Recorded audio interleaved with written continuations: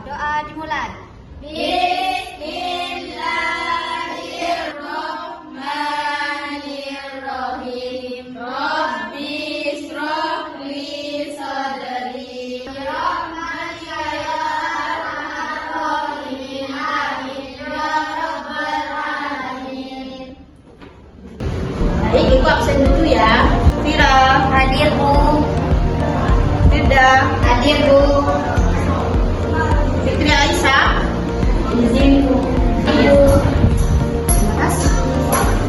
Kali ini kita akan membahas tentang dinamika perwujudan Pancasila sebagai dasar negara dan pandangan hidup. Nah, Pancasila adalah dasar negara Indonesia.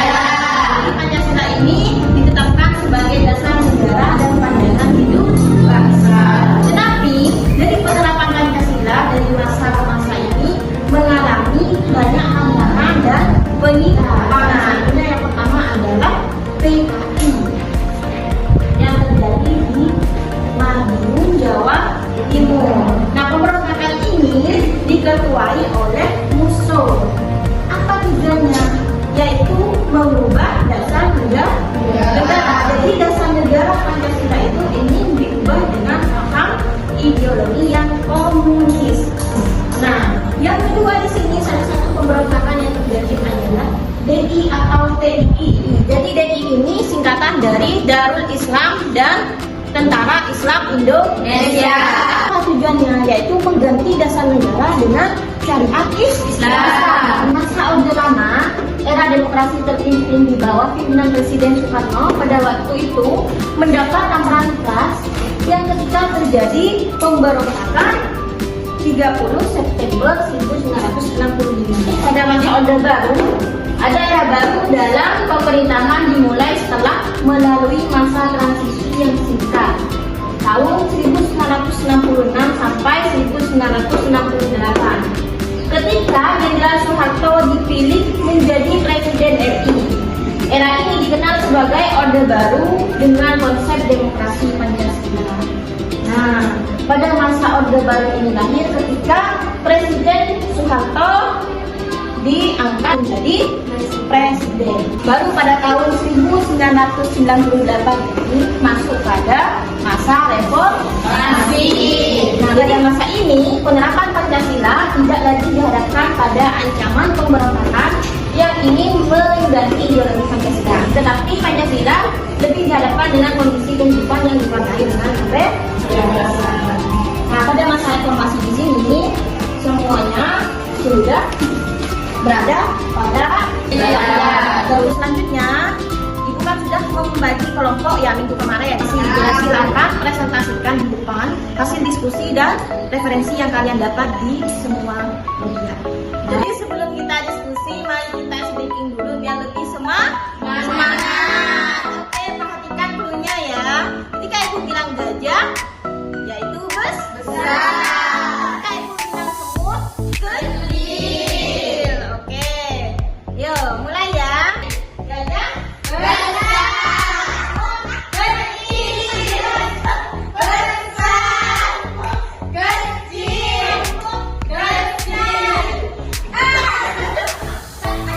karena sudah speaking, mari kita presentasi ya.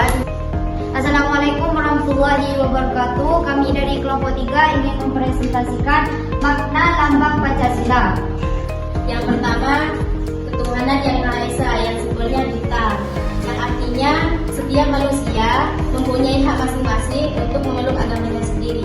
Bahwa kemanusiaan yang adil dan beradab yaitu sifatnya berantai, yang mengakui dan melakukan manusia sesuai dengan harkat dan martabat sebagai makhluk Tuhan yang Maha Esa. Yang artinya mampu mempertahankan kesatuan serta kepentingan dan keselamatan bangsa dan negara sebagai kepentingan bersama. Yang keempat yaitu kepala banteng, yang artinya sebagai warga negara dan warga masyarakat, setiap manusia Indonesia mempunyai kedudukan, hak, dan kewajiban yang sama. Tidak boleh memaksa kehendak orang lain. Dan sila yang kelima, Simbolnya padi dan kapas, yang artinya negara yang adil.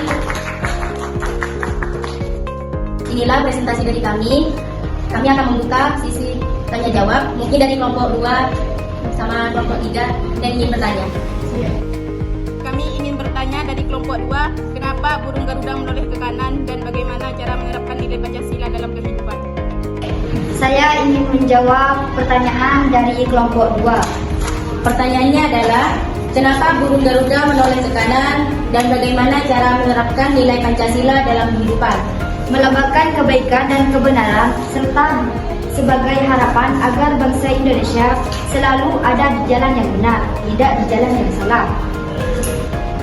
Cara menerapkan nilai Pancasila dalam kehidupan. Kita harus bersikap toleransi, menghormati HAM, menjaga persatuan dan gotong royong, mengutamakan musyawarah, dan bersikap adil, tidak membeda-bedakan orang lain.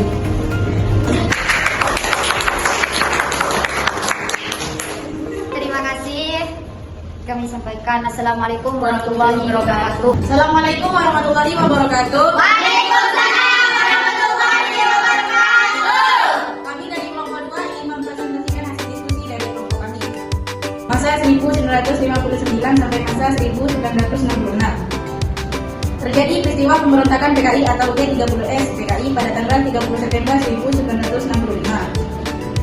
PKI berusaha merebut kekuasaan disertai membunuhkan 6 perwira tinggi dan seorang ajudan Jenderal A. Nasution, yaitu sebagai berikut: A. Jenderal Ahmad Yani, D. Legend FT Haryono, C. Legend Suprapto, D. Legend S. Parman, E. Maijen DI Panjaitan, F. Maijen Sutojo. Pada 12 Januari 1966 terjadi demonstrasi mahasiswa dan rakyat yang menyampaikan beberapa tuntutan. Selanjutnya, demonstrasi tersebut dikenal sebagai 3 tuntutan hati nurani rakyat, Tritura. Adapun isi Tritura adalah sebagai berikut: A. Bubarkan PKI beserta ormas-ormasnya. B. Bubarkan kabinet Trikora dari unsur-unsur PKI. C. Turunkan harga. Situasi yang makin tidak menentu membuat Presiden Soekarno mengeluarkan surat perintah 11 Maret Super Semar pada 11 Maret 1966. MPRS kemudian memperkuat Super Semar dengan Akad MPRS No. 9 tahun 1966. Terdapat kebijakan-kebijakan yang dikeluarkan kemudian yang dianggap tidak sesuai dengan jiwa Pancasila. Hal yang dianggap tidak sesuai dengan jiwa Pancasila pada masa Orde Baru. Untuk mengasah pemahaman kita lebih lanjut, mungkin ada yang ingin bertanya. Saya ingin bertanya dari kelompok 1, kapan Presiden mengeluarkan dekret Presiden? Saya akan menjawab dari kelompok 1.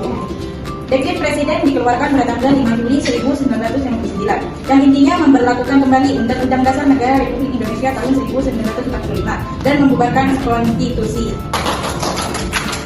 Assalamualaikum warahmatullahi wabarakatuh. Waalaikumsalam warahmatullahi wabarakatuh.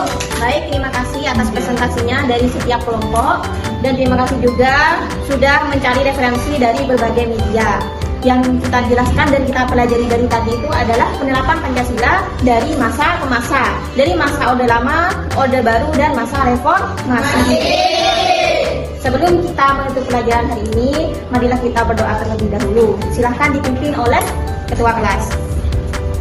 Sebelum pelajaran kali ini ditutup, marilah kita membaca doa. Doa dimulai.